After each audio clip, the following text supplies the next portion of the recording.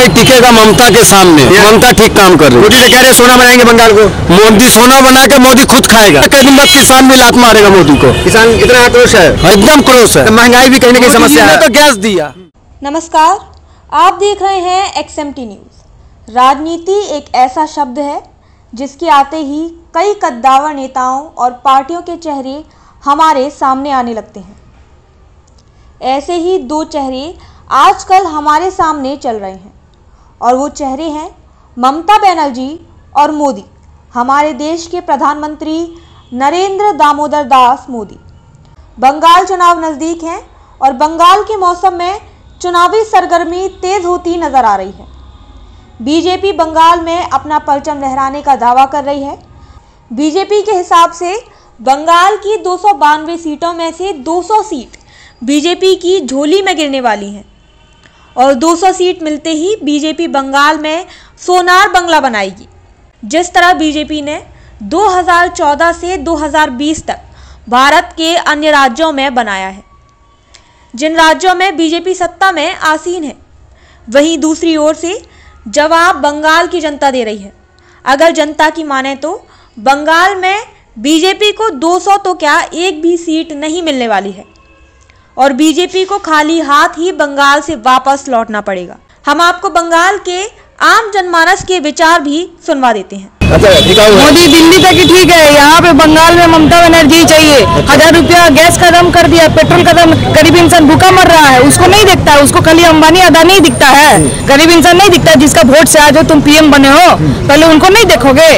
वो तो कह रहे हैं सरकार आएगी तो केंद्र की योजनाएं आएंगी, अब भला हो जाएगा। सरकार और कितना आएगी? दिल्ली में तो बैठी हुई है, बैठे बैठे नहीं कर सकते थे क्या पूरा इंडिया के लिए? बंगाल में आएंगे तभी यहाँ पे उन्नयन होगा, दिल्ली में बैठ के नहीं कर सकते थे।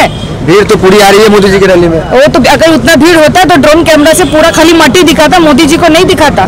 मट तो दिखा नहीं रहा है, खाली मोदी जी 2 घंटा भाषण दे दिया, लेकिन भाषण में एक बात भी गरीबी के लेकर कुछ नहीं बोले हैं। 1000 रुपया गैस हो गया उसको लेकर कुछ नहीं बोले हैं, पेट्रोल डीजल का दाम बढ़ा उसको लेकर कुछ नहीं बोले। 10 साल अच्छा ही रहा, उन्नति हुआ पहले के सरकार के मुकाबले और उम्मीद है कि आगे भी अच्छा ही काम हो। गैस देकर क्या किया?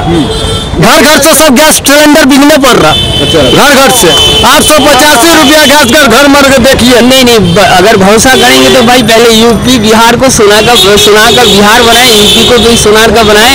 आज तक तो कोई गवर्नमेंट किराए पे नहीं लगाया। जितना भी गवर्नमेंट है, मनमोहन सिंह जी से लेके जितना भी है प्राइम मिनिस्टर था, तो वो लोग बनाते गया।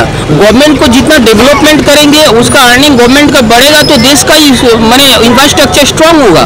प्रवक्ता जितना टीवी पे भोगते हैं हिंदुत्व आके रात में देखो यहाँ महिला कितनी सुरक्षित है।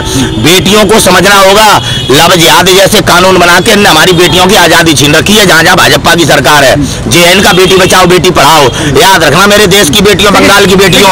आज ममता बनर्जी की लड़ाई नहीं है, पूरे बंगाल की माताओं बहनों की लड़ाई है, पूरे देश की। हमारी किसान माताएं बहनें महिला दिवस पर टिकरी बॉर्डर पर किस प्रकार से एकत्र होकर आप लोगों को ये संदेश दे रही हैं कि महिला शक्ति को अपने मान सम्मान के लिए लड़ना पड़ेगा।